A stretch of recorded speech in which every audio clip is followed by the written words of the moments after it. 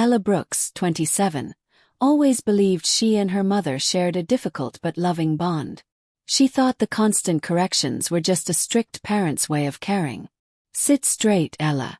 Don't embarrass yourself," her mother, Karen, often scolded at the dinner table. Her father, David, rarely challenged Karen's harsh tone, offering Ella sympathetic glances instead of real support. Her younger brother, Tyler, lived freely without judgment while Ella's life felt like an exam she could never pass. Still, she convinced herself it was love, until one sentence spoken in a hospital room shattered everything she believed about family. Ella grew up in a quiet neighborhood outside Boston, in a perfectly polished home Karen guarded like a trophy. "People notice everything," Karen repeated. But Ella found escape behind a camera lens, a passion her mother dismissed quickly. "Stop wasting time with pictures," Karen snapped. "Do something useful." Her father quietly funded her hobby, slipping her small amounts of money for film. One evening, Ella whispered, "Dad, why can't Mom let me enjoy this?" David sighed. "She thinks she's helping." But Ella always felt crushed, not helped. Even as a child, she sensed she would never live up to Karen's standards. College became Ella's first real taste of freedom. Instead of staying near home as Karen wanted, she chose Northwestern. "For journalism," she told her mother, hiding her true passion for art. "At least that's respectable," Karen muttered. In Chicago, Ella blossomed, studying art history, joining the magazine team, and building a photography portfolio she loved. When a New York gallery offered her a summer internship, she called home bursting with excitement. "New York? Absolutely not," Karen protested. "I can find you something here." But Ella finally stood her ground. "Mom, I want this. I'm going." It was the first real choice she made for herself. Years later, Ella built a life in Brooklyn. Small apartment, loyal friends, steady work at a gallery. But every call home carried the same cold edge. "When will you get a stable career?" Karen asked. "When will you move back? When will you grow up?" Ella replied softly, "Mom, I'm doing well here. I'm happy." But Karen's disapproval never softened. Despite the tension, Ella kept calling, visiting for holidays, sending thoughtful gifts, and holding on to the fragile hope that someday Karen might see her as enough. That hope kept her reaching, but slowly, quietly, it also kept her hurting. At 27, Ella finally felt proud of her path. She had just been promoted to assistant curator, a huge milestone in the art world. "Mom, I got promoted," she said over the phone, smiling. Karen replied flatly, "Ella, art isn't a real future. Have you thought about graduate school?" Ella swallowed her disappointment. "I'm doing great, Mom." "Really?" She didn't know those would be the last calm words spoken between them. Weeks later, exhaustion took over her body. She lost weight rapidly, struggled to eat, and felt constant chills. Deep down, Ella knew something serious was happening, something she could no longer ignore. By March, Ella's symptoms worsened. Her clothes hung loosely, and even holding her camera felt painful. "Ella, you look pale. This isn't stress," her best friend Chloe said during a video call. Ella forced a tired smile. "It's nothing. I'll rest after the exhibition." But the exhibition ended, and her body continued to fail her. One morning, she stood in the bathroom staring at her reflection, sunken cheeks, dark under-eyes, trembling hands. "What's happening to me?" she whispered. When Chloe visited New York, she nearly cried. "We're going to urgent care," she insisted. "Either you come willingly, or I call your parents." Urgent care was crowded, but the nurse took one look at Ella and rushed her inside. The doctor, a calm woman named Dr. Morgan, examined her carefully. "Ella, how long has this been going on?" "A few months," Ella admitted softly. Dr. Morgan's frown deepened. "Your vitals are concerning. I want you to go straight to the hospital for more tests." Ella blinked. "The hospital? Can't you just give me medicine?" Dr. Morgan shook her head gently. "I'm worried this is something more serious. Mount Sinai is expecting you. Don't delay." Chloe tightened her grip on Ella's arm. We're going now. At Mount Sinai, hours passed in a haze of blood tests, scans, and questions. By midnight, Ella was admitted with a frightening diagnosis: acute kidney dysfunction. The night nurse asked softly, "Do you want us to call your family?" Ella hesitated, then nodded. When her mother finally answered, she sounded annoyed. "Ella, we're eating." "What now?" Ella swallowed hard. "Mom, I'm in the hospital. My kidneys. Something is wrong." Karen snapped, alert. "Were you in an accident?" "No." "So what happened?" "I don't know yet." Her father's voice came next. "Are you alone?" "No, Chloe's here." "Good. Keep us updated, sweetheart." The next morning, doctors confirmed the diagnosis: lupus nephritis, an autoimmune disease attacking her kidneys. "You'll need treatment, time off work, and support," the specialist said. Ella nodded, relieved her parents were coming. "The train arrives at 10:30, she told Chloe with hope. But when her parents finally entered the room, Karen's first words weren't concern. They were criticism. "This room is disgusting. And Ella, you look awful. Have you been eating at all?" Ella's voice trembled. "Hi, Mom. Dad." Her father squeezed her hand gently. "What are the doctors saying?" Before she could answer, the specialist walked in to explain everything. The doctor described Ella's condition, treatment plan, and risks. "She'll need immunosuppressants and reduced work hours," she said. "Recovery may take months." Karen's face twisted. "Months? That's inconvenient. We plan to visit Adam next month." Ella was supposed to come. The doctor blinked, surprised. "Travel isn't possible for now." David asked quietly, "What will treatment cost?" The doctor hesitated. "It depends on insurance." All eyes turned to Ella. "My plan is basic," she admitted. Karen exploded. "Of course it is. If you'd taken that insurance job like I told you, you wouldn't be in this mess." Ella's eyes filled with tears. "Mom, I didn't choose to get sick." Karen paced the small hospital room angrily. "This is exactly what happens when people make foolish choices," she snapped. "New York photography, all nonsense. And now we're expected to pay for this mess."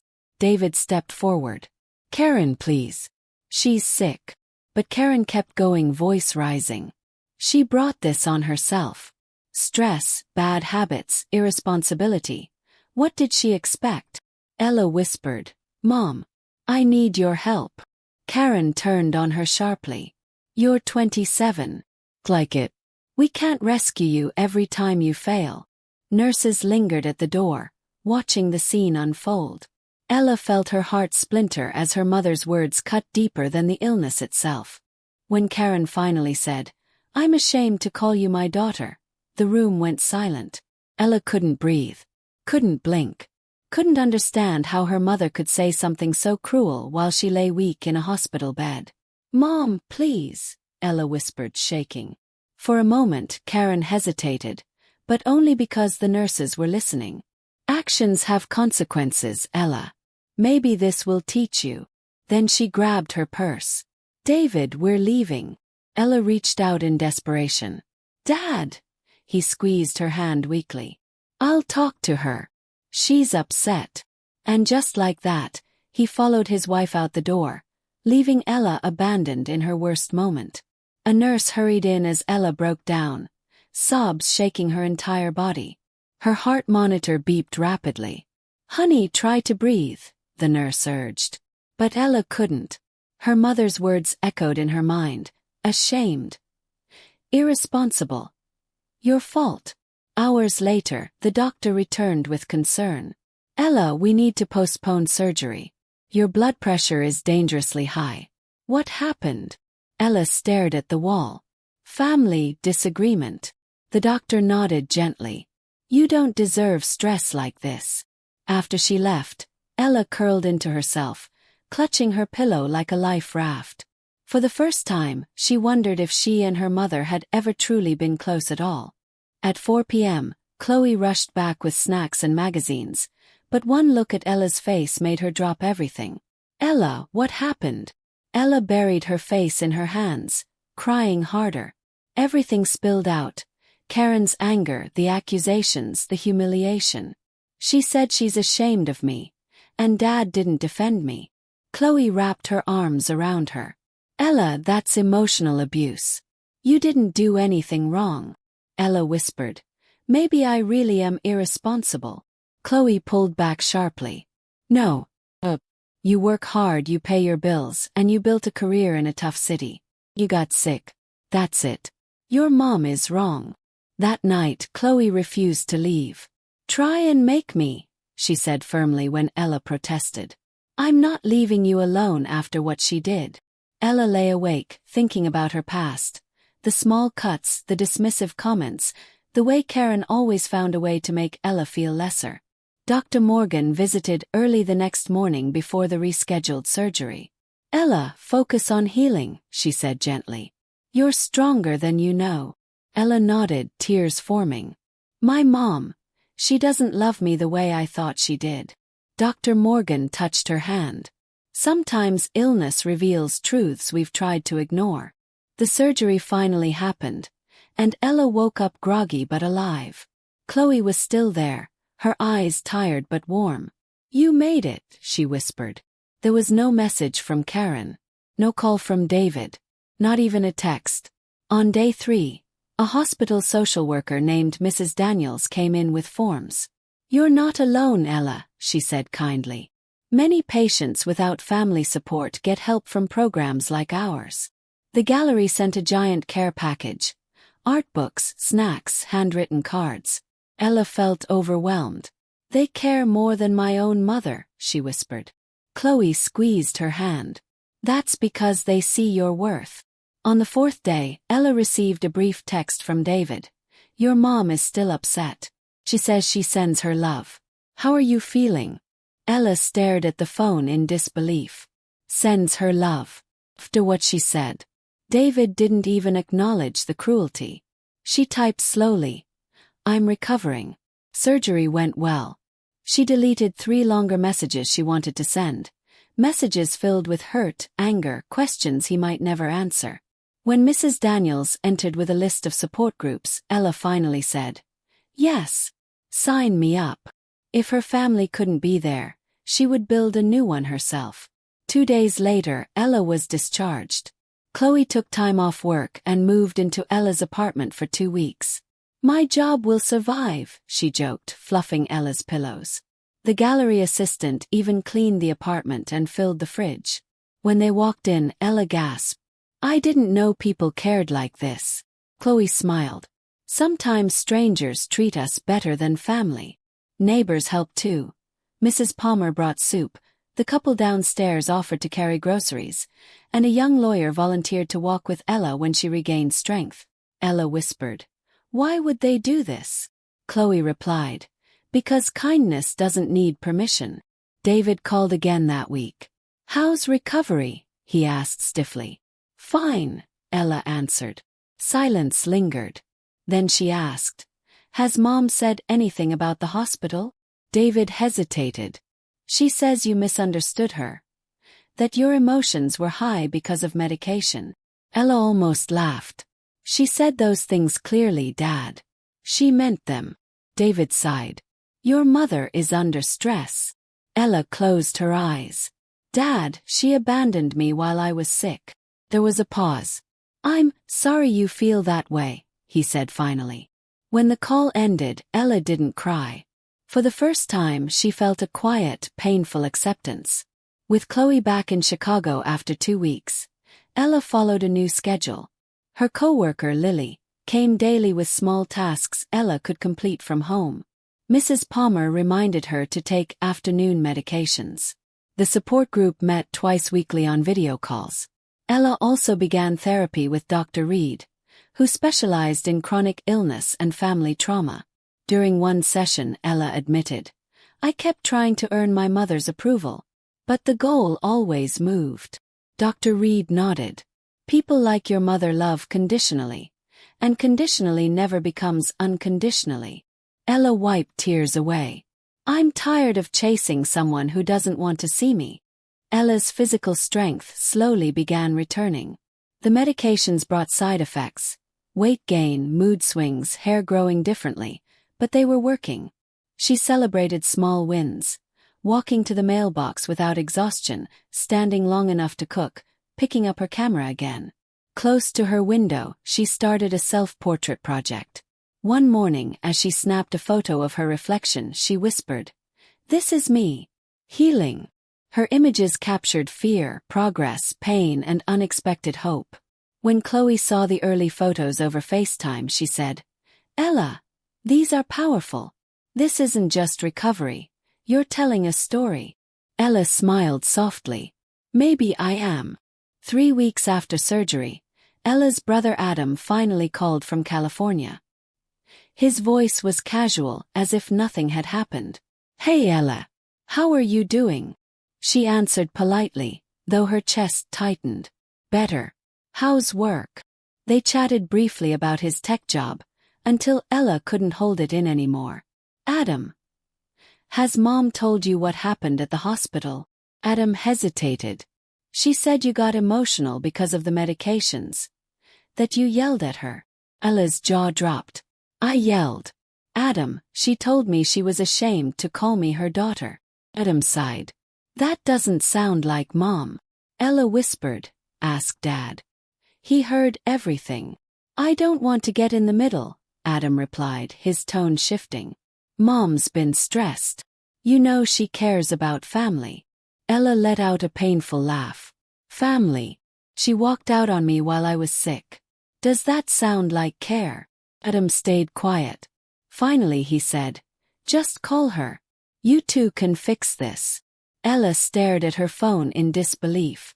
"She called my career worthless. Told me my illness was my fault. What is there to fix without accountability?" Adam muttered, "You're overthinking." But Ella knew better. Her brother had always been the golden child. He couldn't understand the wounds she carried. That evening, Ella joined a virtual gallery meeting. Behind her, several of her self-portraits hung on the wall. During the call, the art director paused mid-sentence. "Ella, those photos behind you. Are they yours?" Ella nodded shyly. "Yes, just a private project." The director leaned closer. "They're stunning, raw, honest, emotional. Would you consider displaying them? We have an empty spot in next month's Emerging Artists Showcase." Ella blinked. "Me? Show my own work?" "Absolutely," the director insisted. "Your voice deserves space." After the meeting ended, Ella sat on her couch, hands shaking. For once, someone saw value in her truth, not just her labor. The opportunity both scared and excited Ella. She spent days reviewing her photos, selecting the ones that captured her journey. Her support group cheered her on, offering suggestions. One woman, Tanya, said, "You're turning pain into art." "That's courage, Ella." Jasmine added, "I wish my family could see my strength the way your photos show yours." Ella realized they weren't just images. They were proof she had survived something life-altering. At her next medical checkup, Dr. Morgan said, "Your numbers look better. Keep managing stress." Ella smiled. "I'm trying.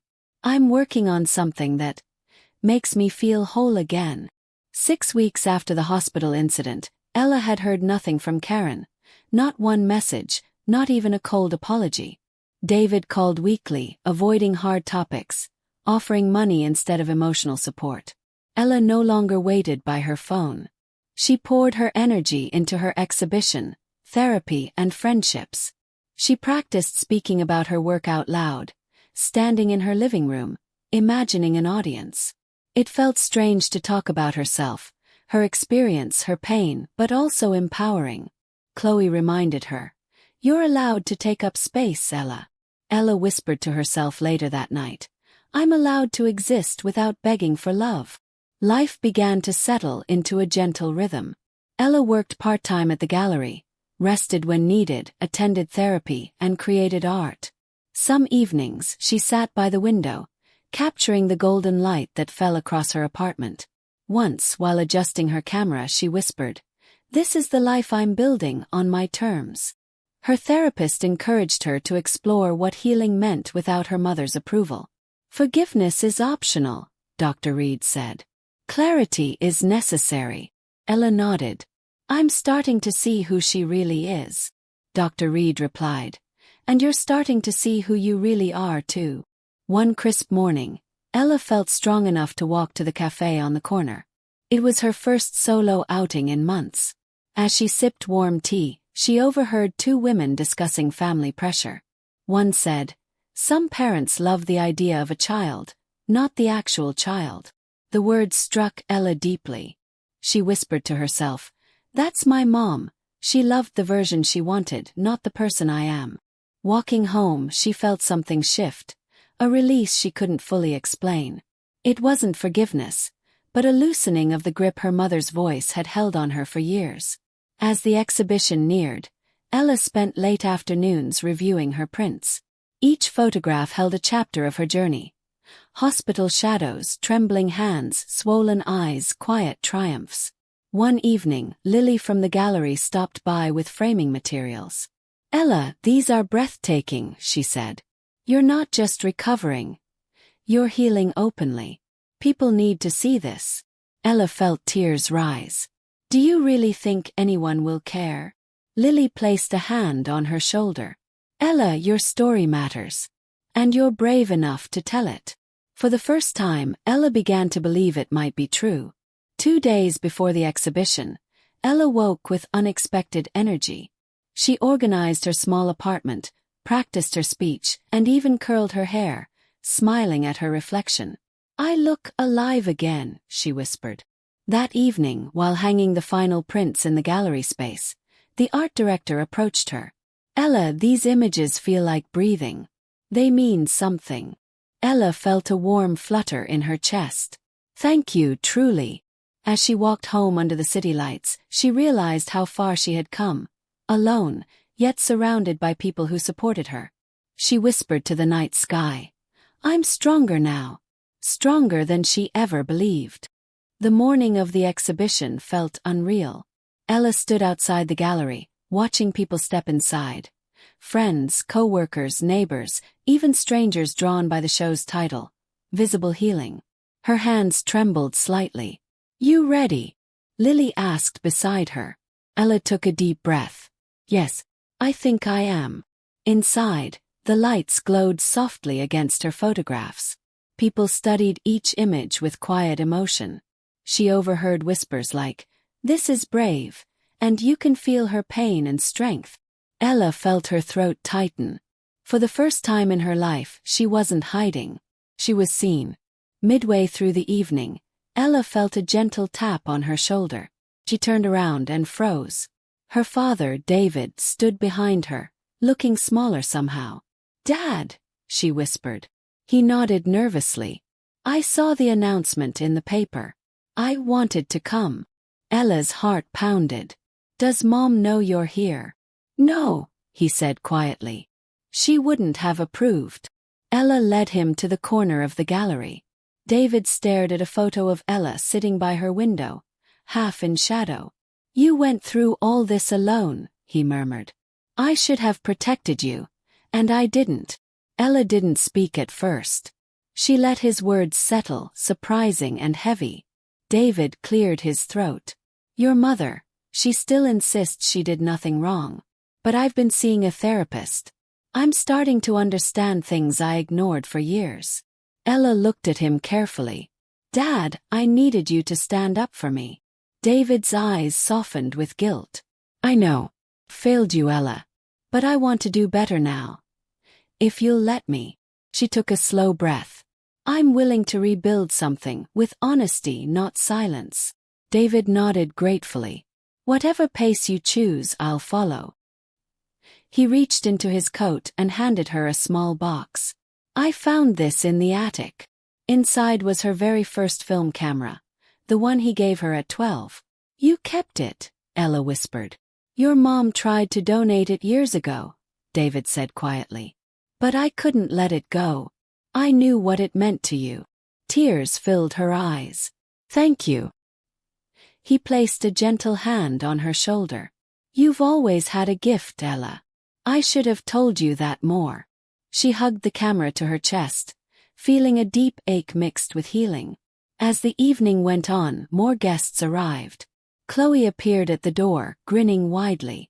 "Look at you, gallery star," she cheered, hugging Ella tightly. Ella laughed softly. "I'm glad you're here."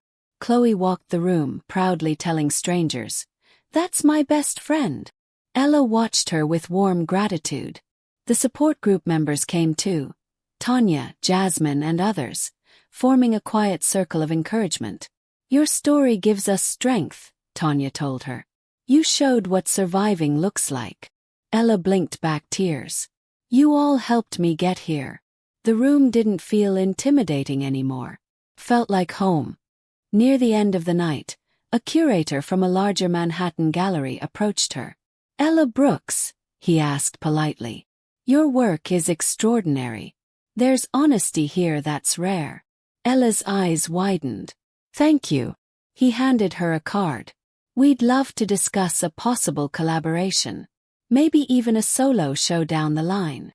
Ella stood speechless until Chloe nudged her. "Say something." Ella managed a stunned smile. "I'd love to talk more." As he walked away, Chloe whispered, "Ella, this is huge." Ella held the card gently. "My whole life changed because I got sick. But maybe it's leading somewhere new." When the crowd thinned, David returned to Ella's side. "I should go catch my train," he said. She nodded, unsure how to end the moment. He hesitated, then added, "If you ever want me to visit, or if you just want someone to talk to, I'm here now." Ella offered a small smile. "Thank you, Dad." He pulled her into a brief, warm hug, the kind she had rarely received growing up. "I'm proud of you," he whispered before stepping away. As he disappeared through the door, Ella felt something she hadn't felt from him in years. Sincerity. After the last guest left, Ella stayed in the quiet gallery, staring at her photographs. She walked slowly from image to image, tracing her journey. Fear, abandonment, resilience, growth. She touched the final portrait, her standing tall by her window, light falling across her face. "I made it," she whispered. Chloe joined her, slipping an arm around her shoulder. "Ella, you didn't just survive. You transformed." Ella leaned into her friend. "I used to think I needed my mother's approval to be whole. But tonight, I saw I'm already enough." Chloe smiled. "You always were. You just didn't know it." Later that night, Ella walked home under calm city lights. Her steps were slow but steady. She passed a shop window and caught her reflection. Rounder face from medication, new waves in her hair, tired eyes, but a gentleness too. "This is me," she whispered. "Still healing but stronger." Her phone buzzed. A message from an unknown number. "Your work moved me. Would love to collaborate for a project. Coffee?" Ella smiled faintly. Life was opening new doors. Quietly. Unexpectedly. She typed back, "Sure. Let's talk." She felt hope. A soft new beginning she hadn't expected but welcomed. At home, Ella placed her first camera gently on her shelf, beside her framed exhibition poster. She stood in the stillness of her apartment, realizing how far she had come. Her mother had not apologized, had not changed, but Ella had. She no longer needed approval from someone who couldn't love her without conditions. She whispered to herself, "Family isn't always blood. Sometimes it's the people who stay." With the city glowing beyond her window, Ella took one last photo, herself smiling softly. A woman who survived illness, rejection, and heartbreak. A woman who chose herself. And for the first time she truly felt free.